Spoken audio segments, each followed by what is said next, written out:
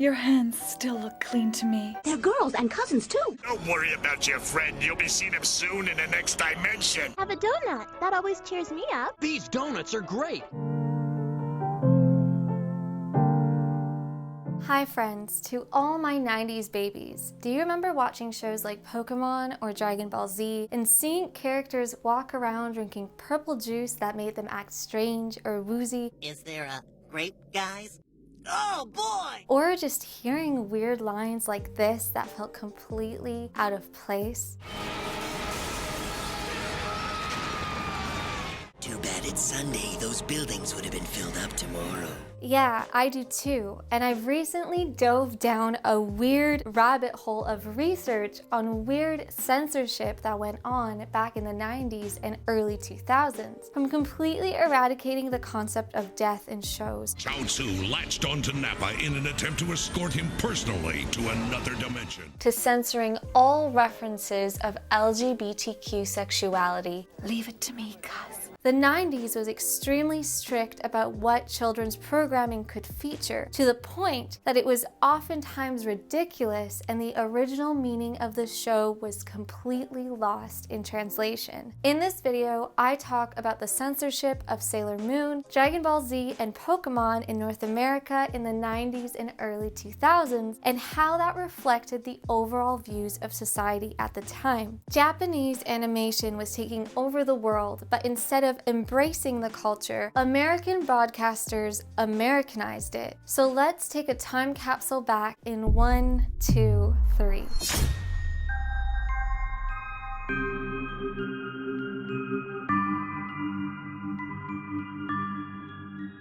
One of the worst victims of the ridiculous censorship was my favorite television show of the 90s, Sailor Moon. The show went out of its way to censor gender identity, sexuality, violence, references to Japanese culture, and death. ウサギの言う通り、雄一郎にキスしとけばよかったね。The result of this was a heavily cut up show that was a shell of its former self, and the worst part is that it didn't even get a final season. So let's start with the most ridiculous change that made me scratch my head as a kid: the infamous switch from Sailor Uranus and Neptune being lovers to cousins. How'd you guys meet then? We're cousins. We grew up together. Huh? We've been inseparable since we were born. We can almost read each other's minds. Not only was this offensive to same-sex couples, but it was also utterly nonsensical in the way it was presented, as all of the romantic subtext was still left in the show, like this. Don't worry. Your hands still look clean to me. This.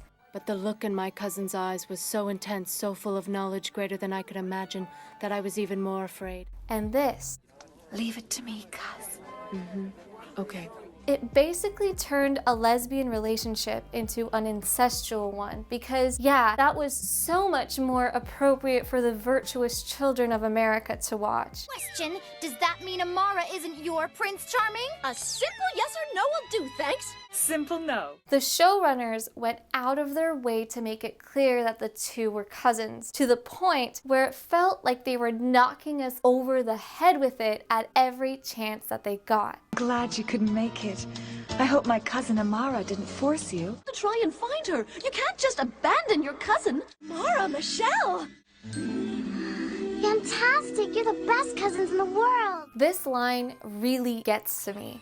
Oh, great. Why do you think they've entered the contest? They're girls and cousins, too. Why on earth would anyone go out of their way to point out that the two people are both girls and then emphasize that they were both cousins too, as if those two words were co-related? Those two are boys, oh, and they're friends too. Like, it just doesn't make any sense. Anyone with a pair of eyes could see that the two were romantically involved. And it was extremely disrespectful to same-sex couples and also the showrunners that the two were so heavily censored. Here's a scene where Neptune recalls her first kiss with Uranus, but the dub changed the story to her kissing some guy named Brad. If you look here, you can clearly see that it is Uranus in the flashback. But this was far too risque for puritanical 90s America. For some context on the political landscape and culture back then, the idea of representing same-sex couples on screen was still widely taboo, and there was no mainstream political candidate that embraced same-sex marriage in their platform. The Democratic Party of the United States only embraced same-sex marriage in 2012, and homophobia was a huge problem in mainstream culture. 20 years ago, in 2001, Pew Research Center polled Americans and only 35% of the population were in favor of gay marriage, and it only rose to 61 in 2019. Thankfully, we're well on our way to more equality now, but we still have a lot of work to do. The bigoted views of the time caused Cloverway to censor an iconic lesbian duo and sent very, very mixed signals to children. The Japanese version of Sailor Moon was also ahead of its time with its celebration of gender fluidity and nonconformity, and for promoting LGBTQ visibility in the media. As you can see, Sailor Uranus is a very androgynous character who has both feminine and masculine qualities. When the Sailor Scouts initially meet her, they fawn over how handsome Uranus is. Blue, and into our lives comes an ultra-fine hunk of burning love, followed by someone who looks suspiciously like a girlfriend. And Uranus has many typical masculine attributes that in the English dub are written off as her just being a stereotypical tomboy. The original Japanese Sailor Moon challenged some of society's mainstream views of gender at the time, and North American broadcasters saw this as far too progressive for children's programming. I wonder how they would identify themselves today. Would Uranus consider herself a lesbian who is gender non-conforming? He's a hunsterette! He's a her! Sorry if it bursts your bubble that I'm a girl. Or would they consider themselves non-binary or gender fluid? Nevertheless, the original dub completely erased all of this representation from the show and tried to hide all LGBTQ visibility. After doing a bit of research, I read that Nakoa Takeuchi, the author of Sailor Moon, clarified that Uranus is in fact a girl due to all of the Sailor Scouts having to be girls at Comic-Con in 1998. However, in the most recent iteration of Sailor Moon Crystal, it had made clear that Uranus does not concern themselves with the gender binary labels with this scene. 男とか女とかそんなに大切なこと So I'm not sure which interpretation is canon, but either way, the original English dub really mistreated Uranus's character by trying to bury their romantic relationship with Neptune and presenting them as heterosexual when it is clear that that was not the author's original intent. The English adaptation also made Fisheye into a woman, even though the character is a feminine gay man in the original show. 僕こいつ嫌いだこいつクビにしてよ They also did the same thing to Zoisite due to his relationship with Malachite. For both of these characters, the English dub cast female voice actresses and, in my opinion, very offensively changed the identity of the original characters. I don't think so. I'm not interested in women anyway.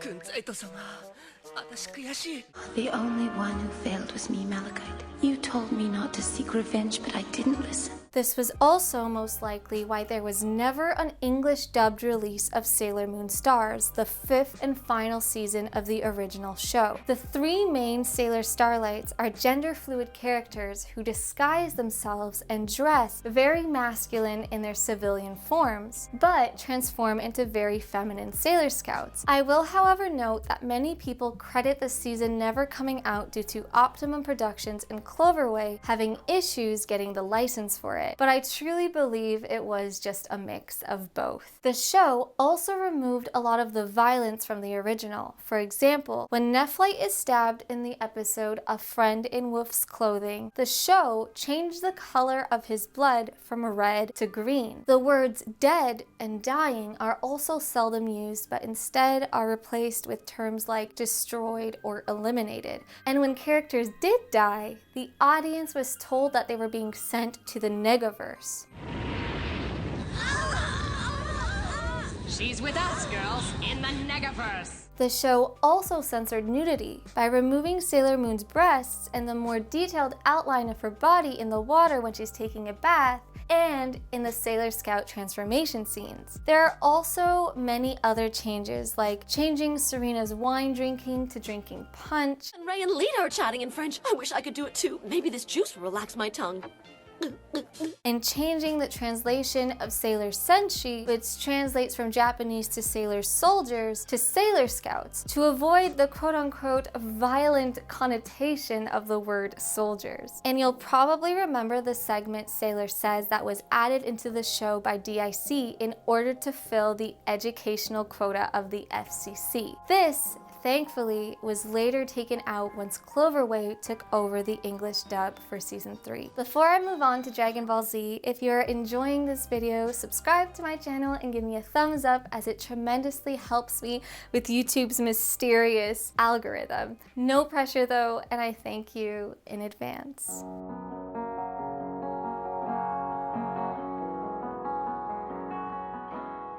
Dragon Ball Z is a show that premiered in the West back in 1996 and was purchased by the company Funimation. Funimation worked closely with Saban Entertainment and hired the Ocean Group to create an English-dubbed version of the series. But this led to an intense amount of censorship of violence, sexuality, death, cigarettes, and alcohol. Yeah!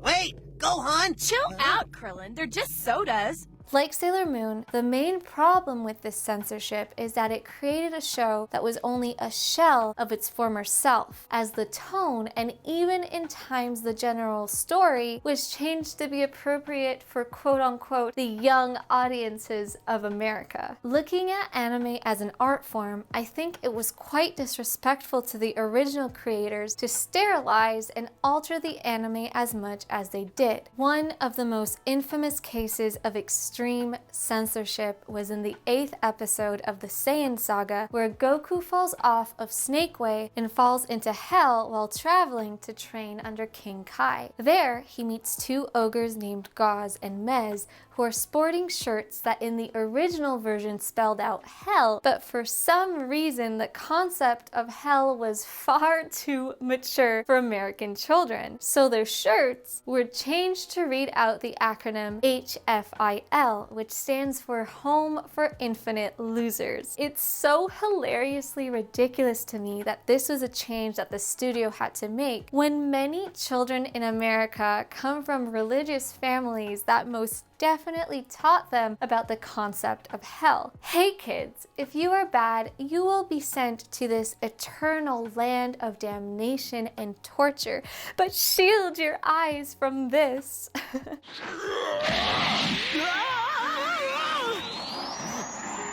Oh, Gauze has done it again. Man. The English dub of the show was also very wary of letting kids know about the idea of death, as they would go out of their way to make it clear that people did not die, even when they very obviously did. Oh, you're hurt. I'm phasing into another dimension. One example is in an episode where Nappa shoots down many news reporters from the sky. You can clearly see that their helicopter has exploded, and there's no way anyone could have survived that. But don't you worry, because Tianshinhan can see their parachutes. Look, I can see their parachutes. They're okay. Tan Shin-han's line is hilariously forced and comes out of nowhere, but the Western showrunners were just so desperate to shield children from the apparent killing that was going on in the show, even though this is a shonen anime that revolves around fighting, action, and adventure. Dying was just not okay. And just like in Sailor Moon, they would never have a character actually die in the show, but instead would write it off as someone disappearing into another dimension.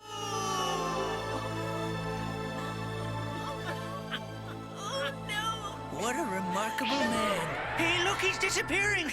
This is such a sad scene, but don't worry, Goku is just... Goku's trapped in another dimension. And don't worry, Piccolo hasn't died because... The noble act caused Piccolo to phase into another dimension. And here's Vegeta, who is supposed to be very menacing, with this line. I want them all in the next dimension. This was absolutely hilarious because it didn't allow the characters to properly mourn their friends, as instead of the afterlife, everyone was just hopping around from one dimension to another like Rick and Morty. Bleeding and actual injuries were also heavily censored. In the original English dub of the show, Piccolo's blood was changed to be purple and sometimes green instead of red to prevent children from seeing graphic injury. The halos that the characters would have hovering over their heads to indicate that they were in the afterlife were also changed to glowing orbs because clearly, halos are just too triggering for kids.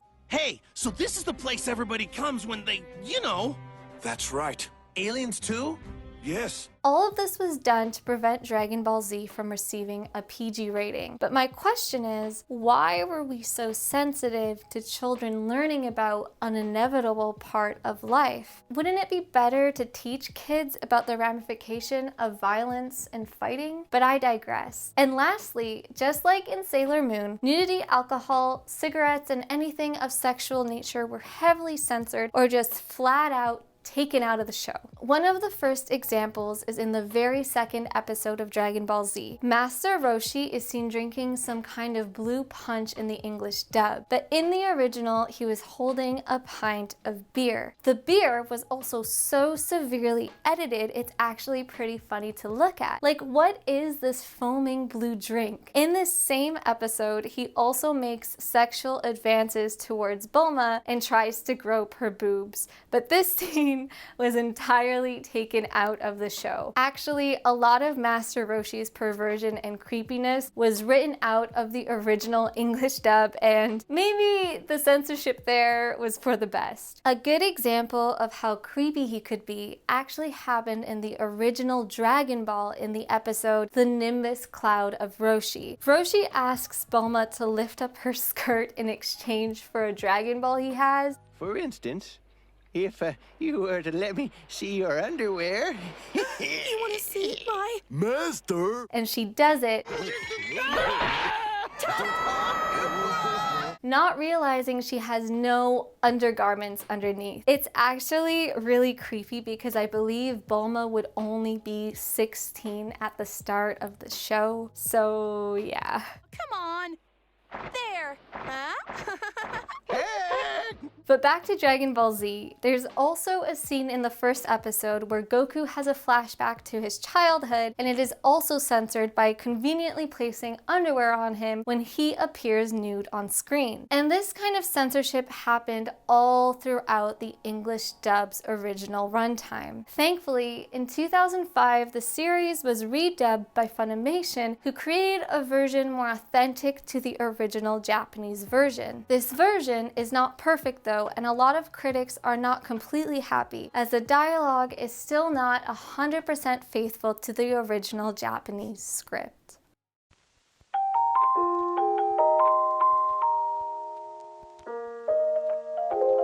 Okay, we're on to an anime that was and still is an integral part of a lot of people's childhood, Pokemon. It was first released in North America on September 8th, 1998, and was dubbed and produced by 4Kids Entertainment at the time. Like the anime I've spoken about earlier, Pokemon went through a lot of Americanization and censorship in its original release to deem it appropriate for children. In the case of Pokemon, the censorship mainly centered around toning down the violence, getting rid of cultural signifiers, and toning down themes of sexuality and death. It's funny that a show that revolves around battling magical creatures until they basically faint from their injuries was worried about toning down the violence. Oh, Pikachu! No, Pikachu. But things don't always have to make sense, I guess.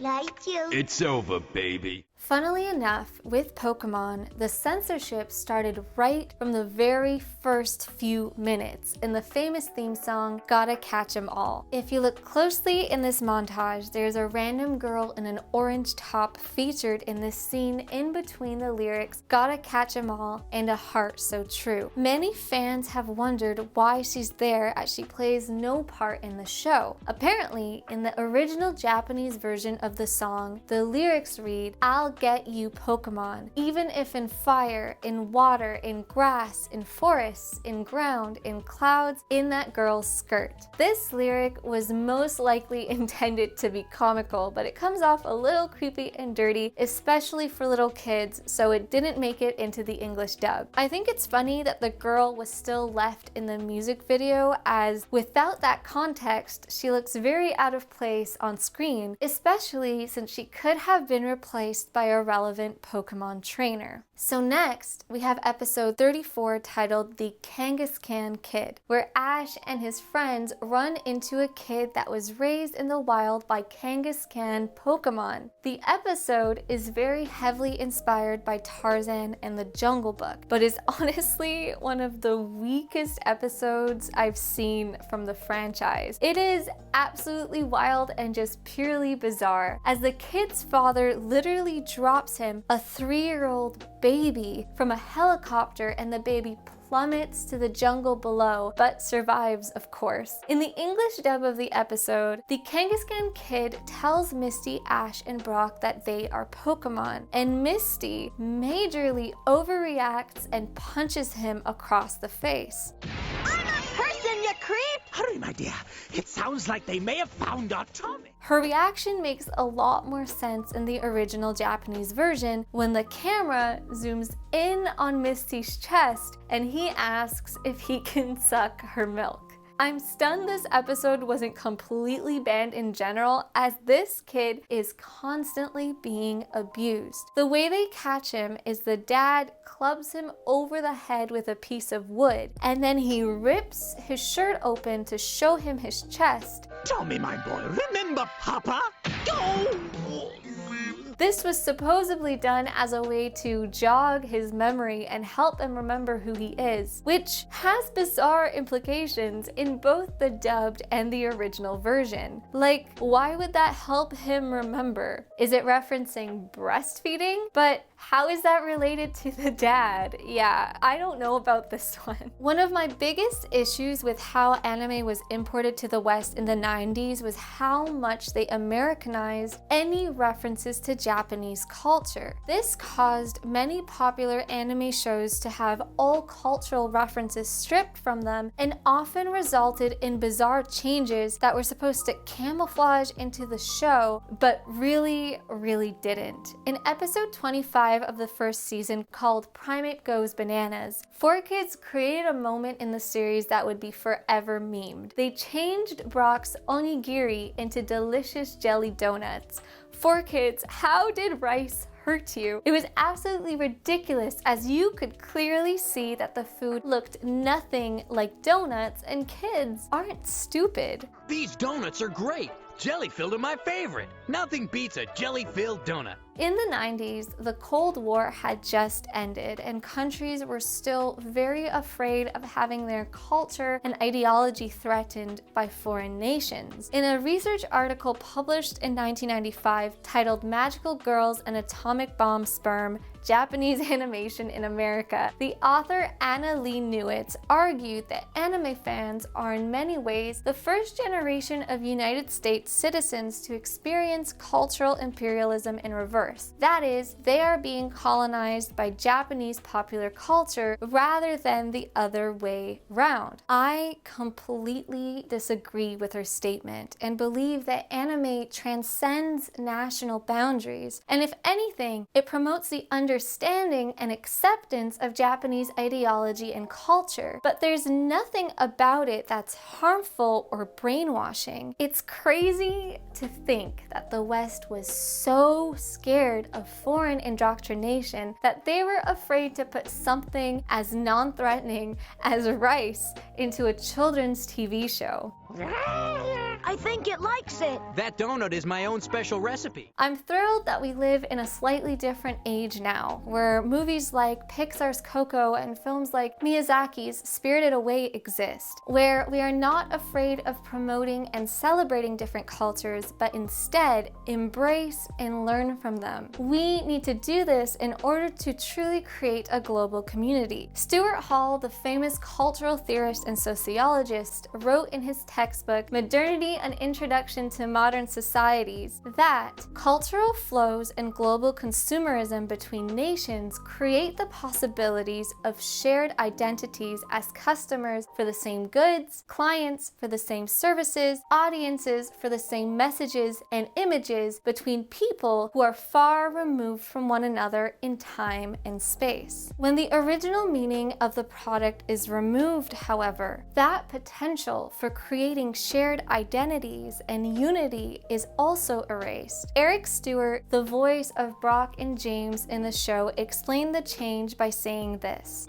But I know the answer to the rice ball jelly donuts because I worked on the production side. So we wanted to make Pokemon a universal show for whatever country you were in, and more people could relate to donuts than sushi.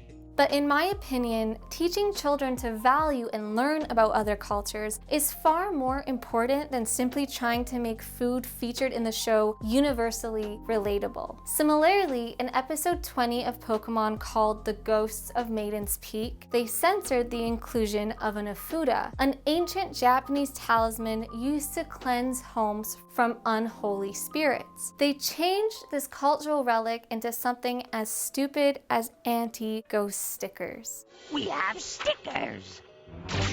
These are anti-ghost stickers. Okay, so the final form of censorship I'm talking about today happened in the infamous episode 18 of the English dub called Beauty and the Beach, where James dresses up as a girl and enters himself in a beauty contest. This episode was originally banned in the US, but was later heavily cut and censored to make it quote-unquote appropriate to go on air. The most controversial scene in the episode happens when James inflates his fake breasts and sports a bikini. This is another example of a character in anime who is portrayed as very gender fluid being censored. Throughout the whole show, James and his partner Jesse would happily cross-dress when they put on disguises, and often switched gender roles in their relationship. I do want to say that the two characters were often used as comedic devices, which I think was wrong, as this could make them into a harmful trope and they should not have been used as the punchline to jokes. My problem with 4Kids TV censoring this episode is that they did not do it due to fear of offending and being respectful to the LGBTQ community, but due to wanting to protect children from seeing James compete in a beauty competition and wearing a bikini.